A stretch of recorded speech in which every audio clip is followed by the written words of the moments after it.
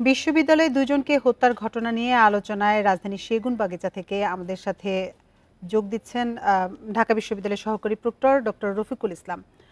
Doctor Rafiqul Islam, আপনাকে স্বাগত জানাচ্ছি আমাদের ইন্ডিপেন্ডেন্ট সংবাদে। আপনার কাছে শুরুতেই যেটি জানতে চাইব যে ফজলুল হক হলে যে হত্যাকাণ্ড ঘটল সেক্ষেত্রে বিশ্ববিদ্যালয় কর্তৃপক্ষ এখন পর্যন্ত কোনো পদক্ষেপ নিয়েছে কিনা, যদি নিয়ে থাকে সেগুলো কি কি? ধন্যবাদ আপনাকে।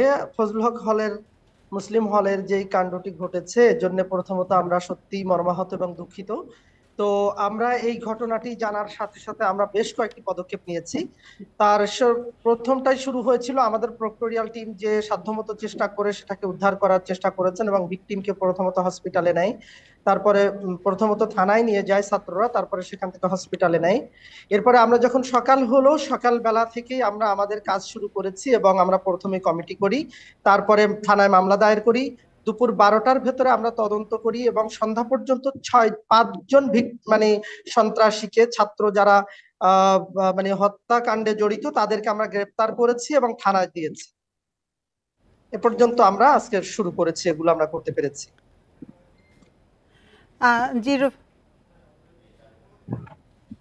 যে আমাদের সাথে যোগ দিয়েছেন সুপ্রিম কোর্টের সিনিয়র আইনজীবী এস.এম. শাহজাহান। জনাব শাহজাহান, আপনাকে স্বাগত জানাচ্ছি আমাদের ইন্ডিপেন্ডেন্ট সংবাদে। আপনার কাছে যেটি জানতে চাইবো যে এই ঘটনা এর প্রেক্ষিতে ঢাকা বিশ্ববিদ্যালয় এবং জাহাঙ্গীরনগর বিশ্ববিদ্যালয় দুজনকে যে পিটিয়ে হত্যা করা হয়েছে, তো এই ধরনের ঘটনা রোধে আসলে সরকারের কি ধরনের পদক্ষেপ হওয়া উচিত বলে আপনি মনে করেন? দেখুন, আমি খুবই দুঃখিত এবং ব্যথিত।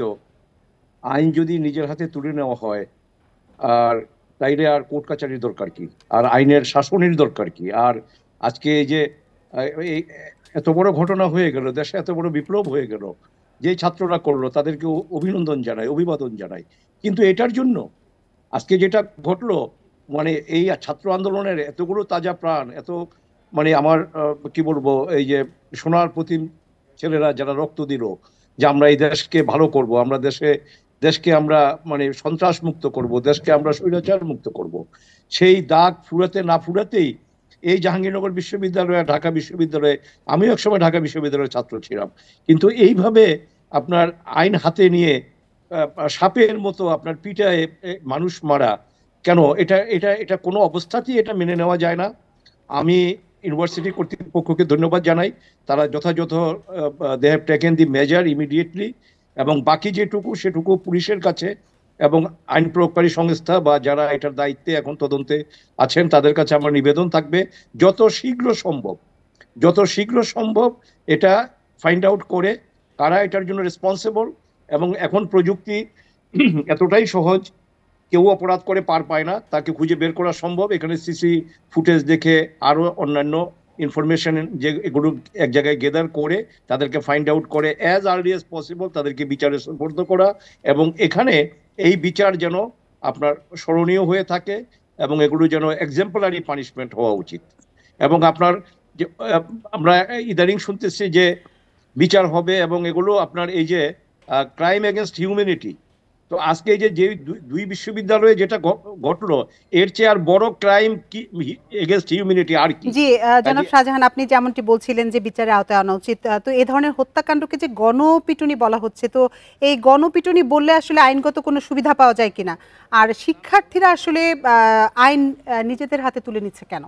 আইন যারা নিজেদের হাতে তুলে নিয়েছে, তবে হ্যাঁ একটা কথা, আপনার অ্যাকচুয়াল অফেন্ডার যারা তাদেরকে ফাইন্ড আউট করতে হবে। এটা পুলিশের জন্য খুব একটা কষ্টকর কিছু না, কারণ আপনার ভিডিও ফুটেজ দেখে, সিসি ফুটেজ দেখে, সবকিছু দেখে আমি ইউটিউবে যেটা দেখলাম সেটা হলো ছেলেটাকে ভাত খেতে দেওয়া হয়েছে, তারপরে আবার তাকে নিয়ে মাইরা, এটা এটা সম্ভব এবং এটা অ্যাজ আর্লি অ্যাজ পসিবল এটা আপনার এদেরকে চিহ্নিত করে এদের এগেইনস্টে অভিযোগপত্র কোর্টে দাখিল করে এবং এটা উইদাউট এনি ব্রেক যত শীঘ্র সম্ভব এই বিচার করে এবং এটাকে এক্সাম্পলারি পানিশমেন্ট যেন হয়।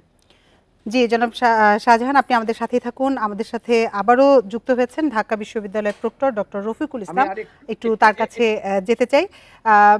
ডক্টর রফিকুল ইসলাম, আপনার কাছে এবার একটু জানতে চাইবো যে বিশ্ববিদ্যালয়গুলো যে নিরাপত্তা বা প্রশাসনিক ব্যবস্থায় অনেক ধরনের এখনো ঘাটতি আছে, তো বিশ্ববিদ্যালয়গুলোতে আসলে পরিস্থিতি পরিবর্তন হবে কিনা, বা এক্ষেত্রে কি কি পদক্ষেপ নেওয়া উচিত বলে আপনি মনে করছেন?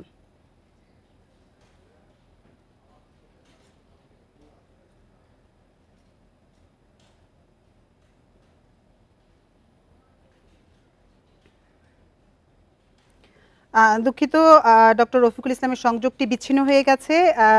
জনাব শাহজাহান, আবারও আপনার কাছে একটু যেতে চাই, আপনার কাছে জানতে চাই যে এই যে এই ধরনের হত্যাকাণ্ডগুলো, তো এইসব হত্যাকাণ্ডের সঙ্গে যারা জড়িত তাদেরকে তারা যেন আইনের ফাঁকফোকর দিয়ে বেরিয়ে না যায়, সেজন্য কোন কোন দিকগুলোতে আসলে সতর্ক হওয়া দরকার বলে আপনি মনে করেন? এখন প্রথম সতর্ক হতে হবে এটার ইনভেস্টিগেশনটা যেন আপনার তাড়াতাড়ি হয়।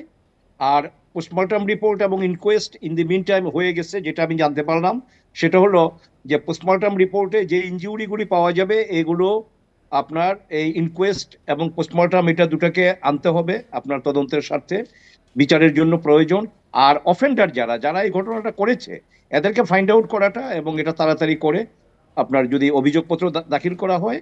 আর সাক্ষী আপনার এভিডেন্স আপনার সিসি ফুটেজ এবং আপনার ভিডিও বা এই যে আপনার যেগুলো পাওয়া যাবে এগুলো তো আছেই। মোরওভার আমি বিশ্বাস করব এবং আমি আশা করব ঢাকা বিশ্ববিদ্যালয় এবং জাহাঙ্গীরনগর বিশ্ববিদ্যালয়ে আজকে সারা জাতি আপনাদেরকে অভিনন্দন জানাচ্ছে। আপনারা যারা এই অফেন্সটা করেছে তাদের বিরুদ্ধে সাক্ষী দেওয়ার জন্য যেই ছাত্ররা সেখানে ছিল তারা সাক্ষী দিতে আসবে। আমি একজন আইনের ছাত্র হিসাবে, আইনজীবী হিসাবে, একজন অভিভাবক হিসাবে, আমি ঢাকা বিশ্ববিদ্যালয়ের ছাত্র ছিলাম, আমি আইন অনুষদের প্রথম বর্ষের ছাত্র 1973-তে। আমি আমি আমি আশা করব যে যাদের সামনে ঘটনা হয়েছে তারা যেন সাক্ষী দিতে আসে এবং জি, তারা যেন জনাব শাহজাহান যেমনটি বলছিলেন, তো যে দুটি হত্যাকাণ্ড আসলে বিশ্ববিদ্যালয় শিক্ষার্থীদের মধ্য থেকে ঘটেছে, তো এই ধরনের ঘটনা ঠিক কেন ঘটছে এবং এর মনস্তাত্ত্বিক বিশ্লেষণ আসলে কি হতে পারে বলে আপনি মনে করছেন? মনস্তাত্ত্বিক বিশ্লেষণ অনেক কিছু, কারণ আমরা সেই ৬২ শিক্ষা আন্দোলন আর আপনার ৬৯-এর সেই ঢাকা বিশ্ববিদ্যালয়ের আজকে ঢাকা বিশ্ববিদ্যালয় নাই। আমার বলতে দ্বিধা নেই, রাজনীতি আমাদের সবকিছু শেষ করে দিয়েছে, আমাদের ছাত্রদের চরিত্র শেষ করে দিয়েছে। এই জন্যই আজকে এই বিপ্লবের ফলশ্রুতি যেটা, সেটার জন্য অধীর আগ্রহে আমরা অপেক্ষমান জাতি।